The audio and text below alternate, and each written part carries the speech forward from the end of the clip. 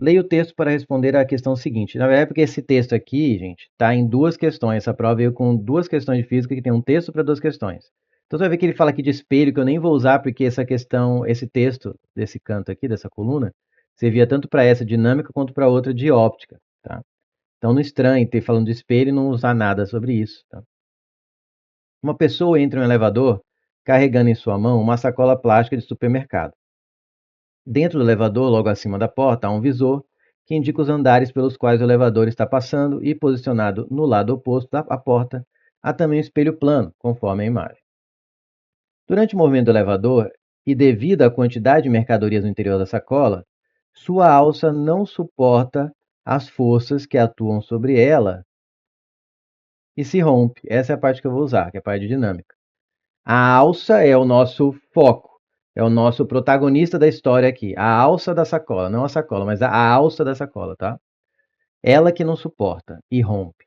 Considere que durante todo o movimento do elevador, o braço da pessoa permaneceu estático, ele não mexeu, ele não deu solavanco com o braço, ele ficou paradinho com o braço ao lado do corpo, e que as únicas forças que atuavam sobre a alça da sacola eram o peso da mercadoria e a tração que a mão faz aqui sobre a alça da pessoa que sustentava a sacola. Com base nessas informações, no movimento em que a alça da sacola se rompe, no momento, perdão, com base nessas informações, no momento em que a alça da sacola se rompe, o elevador está, e aí aqui tem as alternativas, subindo e desacelerando, descendo e acelerando, descendo com velocidade constante, subindo com velocidade constante ou subindo e acelerando. Primeiro, qual é a condição para uma alça que não tinha rompido antes romper com o movimento do elevador? Ela estava aguentando enquanto estava lá paradinho dentro do elevador.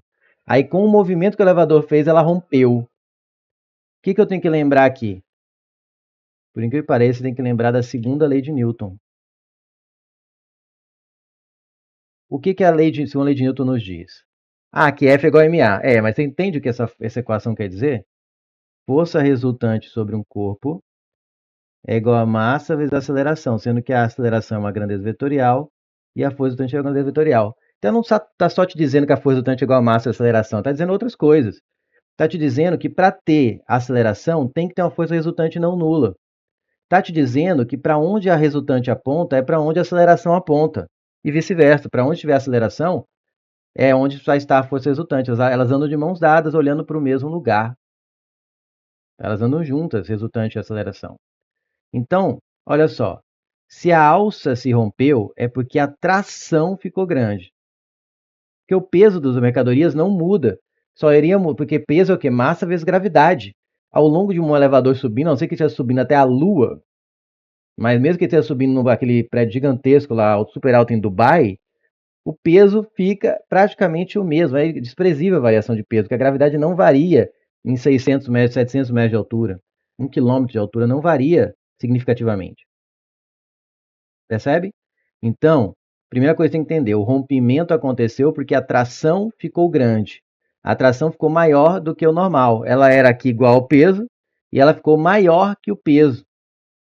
Tá? Então a tração passou dos limites e aí arrebentou quem? O nosso protagonista, que é essa parte só aqui, ó, a alça. É sobre ela que eu estou olhando, não ande olhar sobre o saco. Ele está sendo puxado para baixo pelo peso das mercadorias, que não se altera durante o subido ou descido do elevador, que nem fala se está subindo ou descendo, e isso realmente dava até margem para duas respostas possíveis, se fosse uma questão discursiva. Né? Eu até acho que ficaria mais elegante se tivesse colocado aqui, com base nessas informações, no momento em que a alça da sacola se rompe, o elevador pode estar, porque não é certeza que está o que o gabarito falou ali, não vi nada que garante. Tá? Seria o mais correto, seria pode estar, mas não tem duas respostas, que a outra ele não colocou de propósito. Então, o que eu sei? Se rompeu, é porque a tração ficou maior que o peso. A tração cresceu. Se a tração cresceu, a resultante deu. Se o peso não mudou e a tração cresceu, a resultante das forças sobre a alça sacola deu para cima ou para baixo?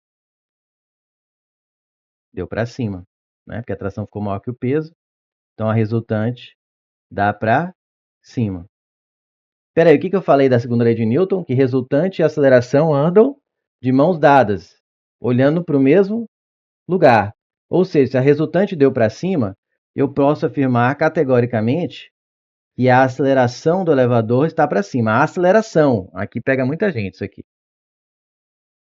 Eu posso afirmar que a aceleração está para cima. Agora, se o elevador está subindo e descendo, eu não sei. Então tem duas opções aqui. O V para cima e a aceleração para cima, que daria um movimento de que tipo? Seria subindo,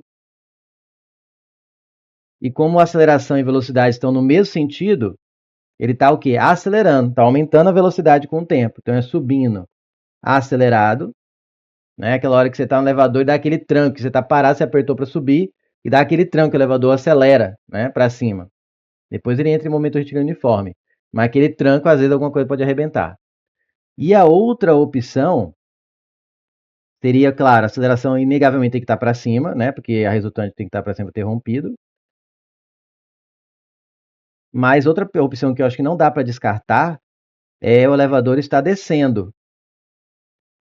Ou seja, a velocidade para baixo. Agora, então, assim, seria que tipo de movimento é esse? O elevador descendo, só que como a velocidade está para baixo, a aceleração está para cima, como estão em sentidos opostos, lembra que eu falei isso? Não é, isso eu ensino nas aulas de cinemática. Talvez não ainda para a UniCU, porque teve poucas aulas até o momento dessa gravação, mas se você for ali estudando por assuntos, assistir uma tonelada de aula de cinemática, tem ali, você vai ver várias vezes eu falando que movimento para dizer se é acelerado ou retardado, muita gente olha só para a aceleração, se está a favor ou contra o movimento. Está, não, olha só para o valor de aceleração. Se é positiva, coloca que é acelerado, se é negativo, coloca que é retardado. E erra. Muitas vezes. Por quê? Porque para dizer se é acelerado ou retardado, não basta olhar só para a aceleração. Tem que comparar a aceleração com velocidade. Certo? Certo? Se a aceleração e velocidade estão apontando no mesmo sentido, direção e sentido, é acelerado. Se estão invertidas, é retardado. Não importa que a aceleração esteja para cima, que aqui seria positiva. Como a velocidade está para baixo, é descendo em movimento retardado. Retardado. Ou desacelerado. Como que seria isso na vida real? Quando você está o quê? Descendo e de repente chegou no andar. Está chegando no andar e dá aquela freada. Você lembra dos desenhos antigos da Disney, do Mickey, por exemplo? Quando ele está subindo o elevador do Pato Donald, aqueles hotéis que ele tem nos desenhos, ele para de repente, quando está subindo, bate no chão, né? Mas quando acelera, ele esmaga no chão. Também se estiver descendo e freia de vez, esmaga no chão, que é o que está acontecendo aqui. E rompe, porque essa tração fica muito alta, e rompe a alça da sacola. Então, poderia ser duas respostas possíveis, subindo acelerado ou descendo desacelerado. E aí você vai ver que ó, tem subindo desacelerado, não é nenhuma das duas opções, está fora.